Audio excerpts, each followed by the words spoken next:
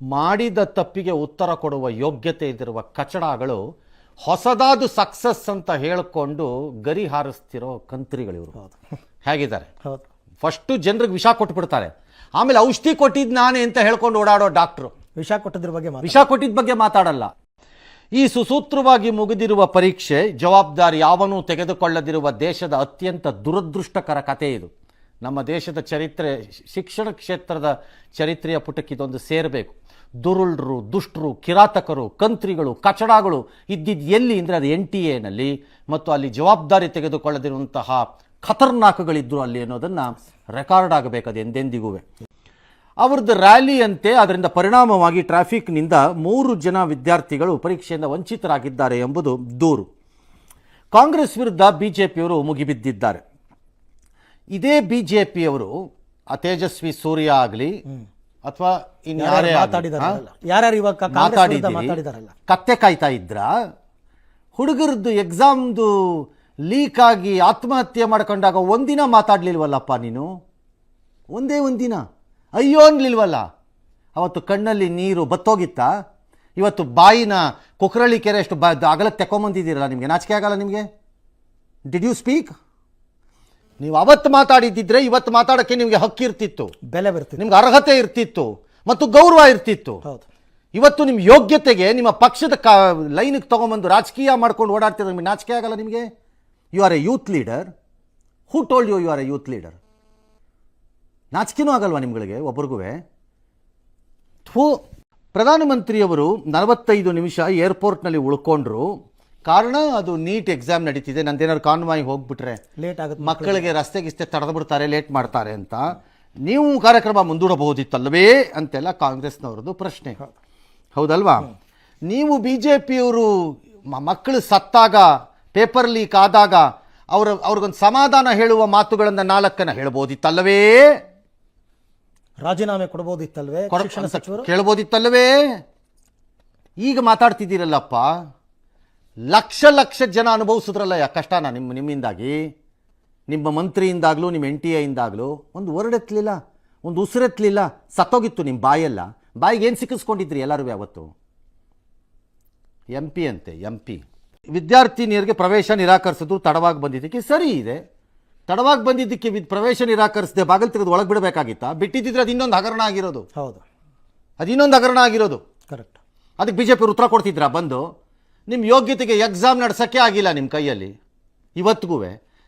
ಇನ್ನು ದೇಶದ IAF use ಮಾಡ್ಕೊಂಡು ಕ್ವಶನ್ ಪೇಪರ್ ತಂದಿದ್ದೀರಿ. ಅದನ್ನು ಆ ಸೆಂಟ್ರ್ಗಳದ್ದೆಲ್ಲ ಭದ್ರತೆ ನೋಡಿದ್ರೆ ವಾರ್ ಗೆಲ್ಬೋದಾಗಿತ್ತು ಪಾಕಿಸ್ತಾನ ಮೇಲೆ. ಏನೋ 3 ವಿದ್ಯಾರ್ಥಿಗಳ ವಿಚಾರದಲ್ಲಿ ಅವ್ರು ಹೇಳ್ತಾರೆ ಕಾಂಗ್ರೆಸ್ನವರು, ಅಲ್ಲ ಅದು ಹಾಗೆ, RT ನಗರದ ಕಡೆಯಿಂದ ಬಂದ ವಿದ್ಯಾರ್ಥಿನಿ ತಡವಾಗಿ ಬಂದಿದ್ದಾರೆ, ಪದಗ್ರಹಣಕ್ಕೂ ಅದಕ್ಕೂ ಸಂಬಂಧ ಇಲ್ಲ ಅವರು ಅಂತ. RT ನಗರದಿಂದ ಬಂದಿರೋ ವಿದ್ಯಾರ್ಥಿನಿ ತಡವಾಗಿ ಹೋಗಿದ್ರೆ ಅವ್ರಿಗೆ ನಿಯರೆಸ್ಟ್ ಇಲ್ಲೇ ಎಲ್ಲೋ ಇರುತ್ತೆ. ಹೌದು, ಎಕ್ಸಾಮ್ಸ್ ಅವರು ಭಾಳ ಮಾಮೂಲು ಹೊರಟಿರ್ತಾರೆ, ಮೋಸ್ಟ್ಲಿ ತಗಲಾಕೊಂಡಿದ್ದಾರೆ ಅವರು. ಇನ್ನು ಮಾಗಡಿಯಿಂದ ಚಾಲುಕ್ಯ ಸರ್ಕಲ್ಗೆ ಬಂದಿದ್ರಂತೆ. ಅವ್ರು ಹೇಳೋದು RC ಕಾಲೇಜ್ ಸುತ್ತಮುತ್ತ ಎಲ್ಲೂ ಟ್ರಾಫಿಕ್ ಜಾಮ್ ಇಲ್ಲ, ಹಾಗಾದ್ರೆ ನಮ್ಮಿಂದ ಯಾಕೆ ಆಗ್ಬೇಕು ಅವರು ತಲುಪದ ಮೇಲೆ ಅಲ್ಲಿಗೆ ಅಂತ ಅವರು.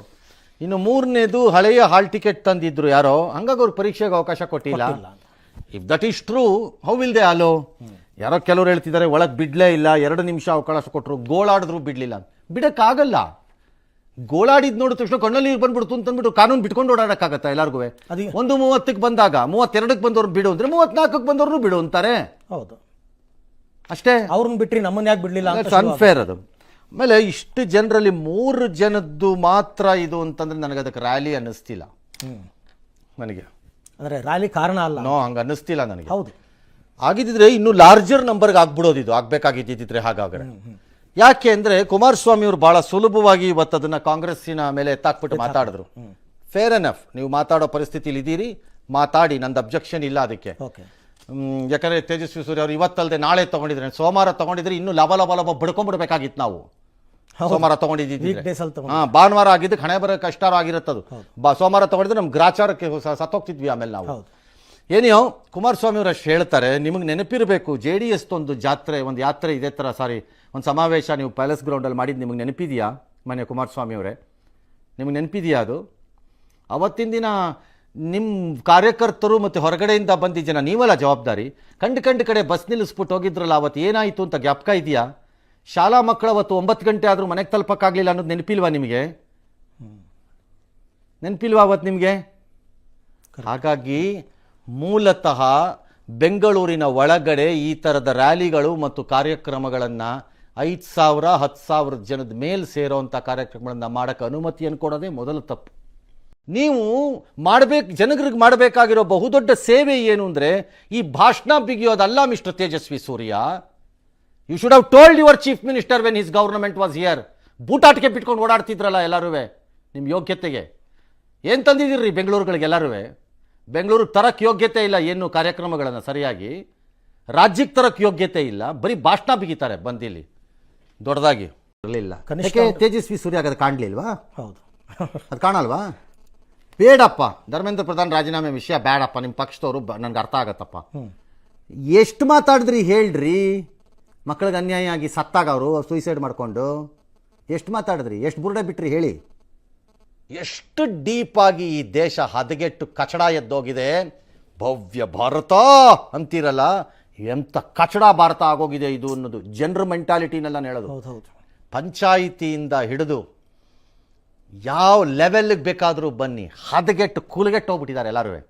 ಏನು ಮಾಡಿದ್ರೂ ಉದ್ಧಾರ ಆಗಲ್ಲ, ಸುಮ್ಮನೆ ಮಾತಾಡ್ತಿರೋದಷ್ಟೇ. ಒಬ್ಬರ ಮೇಲೊಬ್ರು ಮಾತಾಡ್ಕೊಂಡು ಓಡಾಡ್ಕೊಂಡು ಇರೋಣ ಅಷ್ಟೇ, ಕಾಲ ಕಳ್ಕೊಂಡು. ಸತ್ಯ ಹೇಳಿದ್ರೆ ಎಲ್ರಿಗೂ ಬೇಜಾರು, ಕಣ್ಣಲ್ಲಿ ನೀರು.